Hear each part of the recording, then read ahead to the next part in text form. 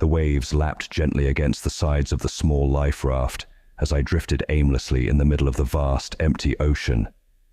The sky had darkened into an inky blackness, with not a single star visible to provide even a glimmer of light. The air was thick with the scent of salt and the faint, decaying smell of seaweed. The only sound was the rhythmic sloshing of water against the rubber of the raft. I had been on a fishing trip with some friends when a sudden, violent storm had capsized our boat. In the chaos, I had been separated from the others, managing to scramble onto this inflatable raft with only a small emergency pack. The storm had passed, but it left me alone in an endless black sea. As the minutes turned into hours, and the hours into an eternity, a creeping dread began to settle over me. The blackness around me seemed to close in, as if the ocean itself were a living, breathing entity, hungry for my despair. Every tiny ripple and splash became a sinister presence lurking just beneath the surface. Suddenly I heard it, a faint, almost imperceptible sound. It started as a low, distant hum, growing louder with each passing second.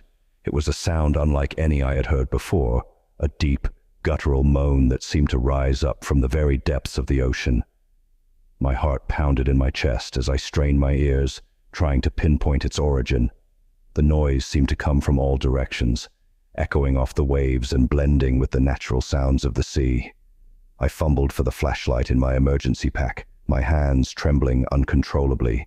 With a click, the beam pierced the darkness, casting a narrow cone of light onto the water's surface. The sight that met my eyes was both eerie and unsettling. The ocean around me was eerily still, the black water reflecting the light back at me like a mirror. For a moment, I thought I could see shapes moving beneath the surface, dark shadows gliding silently just out of reach. The moaning sound grew louder, more insistent. It was joined by a series of strange, clicking noises, like the sound of enormous jaws snapping shut. Panic surged through me as I swept the flashlight beam across the water, desperately searching for any sign of what might be making the noises. The light caught a flash of movement, a sleek, dark shape slicing through the water with terrifying speed. Sharks. The realization hit me like a punch to the gut. I had heard stories of sharks being attracted to the sounds of distress and the scent of blood, and the storm had surely left plenty of both in its wake. I forced myself to stay calm, knowing that panic would only make things worse. I checked the emergency pack again.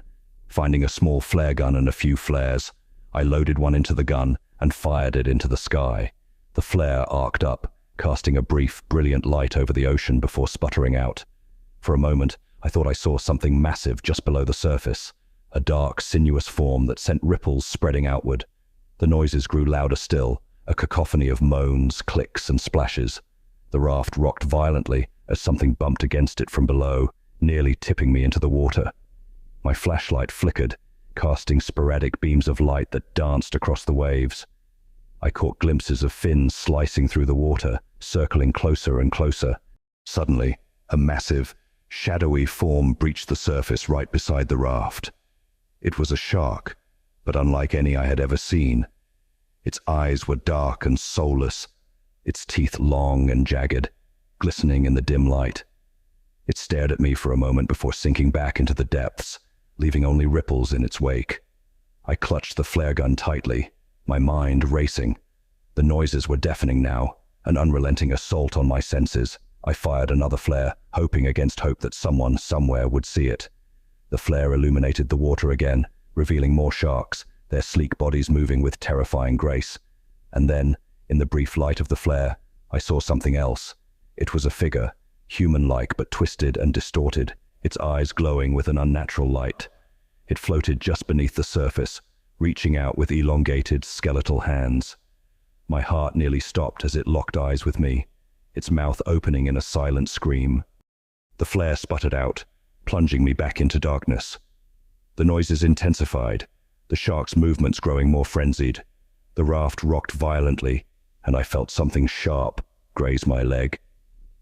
Pain shot through me, and I knew I was bleeding. The last thing I remember before everything went black was the feeling of icy water closing over my head, the darkness swallowing me whole. The sounds of the ocean, the moans and the clicks faded away, replaced by a deep, suffocating silence. I woke up gasping for air, the bright light of dawn breaking over the horizon. The ocean was calm, the surface smooth and unbroken. The life raft was still intact, but there was no sign of the sharks or the twisted figure. It was as if the night had never happened, a terrible nightmare born of fear and exhaustion. But the scars on my leg, the bite marks left by unseen predators, told a different story. As I drifted under the rising sun, I knew that the darkness of the ocean held secrets far more terrifying than I could ever imagine, and I was left to wonder what other horrors lurked beneath the surface, waiting for the next unfortunate soul to drift into their domain.